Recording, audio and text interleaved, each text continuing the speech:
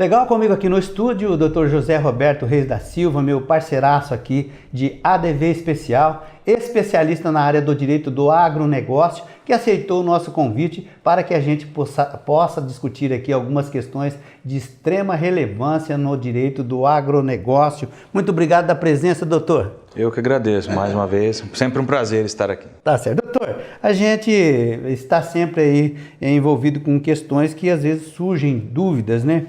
Numa área do direito, para alguns que é uma área até nova, né? Vamos dizer assim que é uma área emergente que está aí segurando, mostrando a que veio ao Brasil. Eu gostaria que inicialmente o senhor desse alguma referência, né, com relação aos contratos de arrendamento rural, doutor, em breves palavras, o que a gente pode refletir com esse tema que eu sei que é de muita relevância? Bom, o arrendamento rural é o contrato onde o possuidor de uma fazenda, de uma gleba rural, cede a posse daquele imóvel para que um terceiro, que não é o proprietário, nela possa explorar, produzir com agricultura, pecuária, enfim. E entre eles é combinado uma remuneração fixa, uma remuneração mínima pelo uso daquela posse. Isso é um contrato de arrendamento rural. Certo. Doutor, agora o que a gente pode falar com relação à fixação dessa remuneração? Ela pode ser em espécie? Ela precisa ser em dinheiro, em moeda corrente, o que não é muito comum no dia a dia. É muito comum vermos contratos de arrendamento onde as partes combinaram o pagamento em quantidade de arroba de boi ou de sacas de soja. Pelo Estatuto da Terra isso está errado.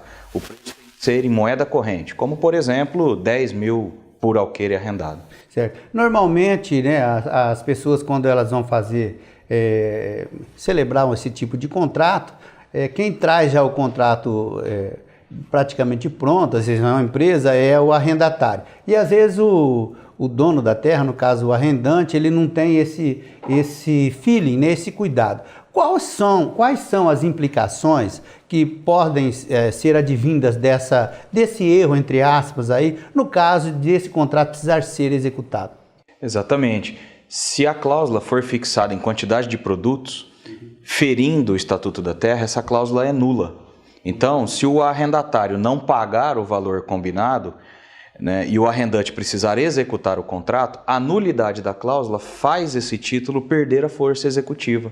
Então, o dono da terra não vai conseguir já entrar executando, cobrando aquela dívida. Ele precisará de uma ação de conhecimento que, para quem tem um pouco aí já de conhecimento, sabe que é muito mais demorado do que uma ação de execução de título extrajudicial. Sem dúvida, e muito mais também, além de ser muito mais demorado, evidentemente mais cara também, mais, né, doutor? Cara, né, e que gera ali alguns obstáculos para a continuidade do negócio, muitas vezes complicados. Doutor, normalmente o contrato de arrendamento rural, ele tem ali um prazo, a gente tem conhecimento de contratos de até de 5 anos, de pelo menos de 36 meses, né? Quais são as implicações que pode ser verificadas no caso da não observação daquela notificação, que eu sei que também que tem um prazo que eu gostaria que o senhor falasse? Exatamente.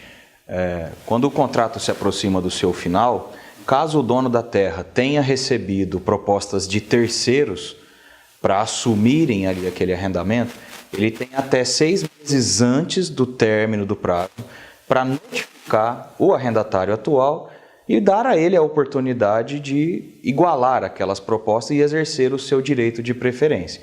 Se ele não observar esse prazo de 6 meses, o contrato será automaticamente renovado com o arrendatário atual. Certo. E a renovação, ela vai ser pelo mesmo prazo do contrato. Se for 3 anos, é 3 anos. Se for 5, vai ser por esse prazo. Exatamente. Renova-se em todos os seus termos. Se eram 5 anos, serão mais 5 anos. Se o preço era R$100 mil, continuará sendo R$100 mil. Todos os seus termos, multa, será tudo observado.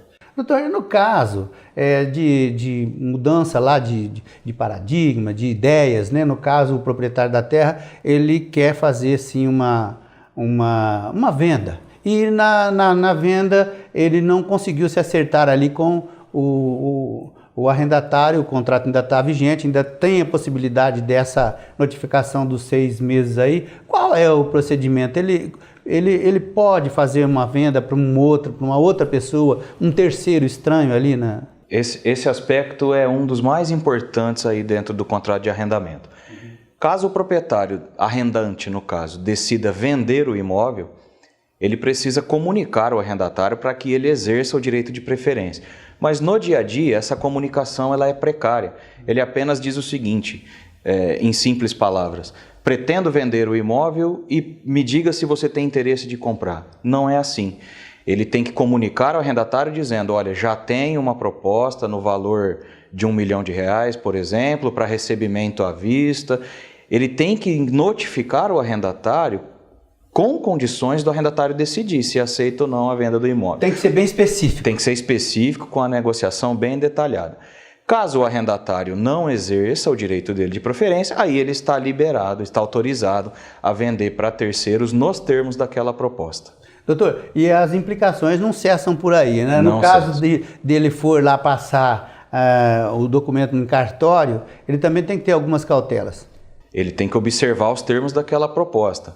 Se ele comunicou o arrendatário para exercer a preferência por R$1 milhão, por exemplo, e depois outorgar essa escritura por R$500 mil, passar abaixo daquele valor, ao arrendatário ainda cabe o direito de depositar o valor da escritura e exercer o seu direito de preferência. Então, às vezes, aquela situação que, no caso, foi tomada com aquela, vamos dizer assim, aquela pseudo intenção de levar vantagem e não pagar um imposto de renda, às vezes, mais alto, o tiro pode sair pela culatra. Pode gerar um problema aí muito grande. Tá certo, é isso mesmo. Olha, eu falei com o Dr. José Roberto Reis da Silva, meu colega, ele é especialista na área do direito do agronegócio. Eu quero te agradecer imensamente, doutor, a presença mais uma vez com a gente aqui no nosso ADV Jus. Muito obrigado, ok? Eu que agradeço, doutor, é sempre uma honra estar aqui na presença de vocês.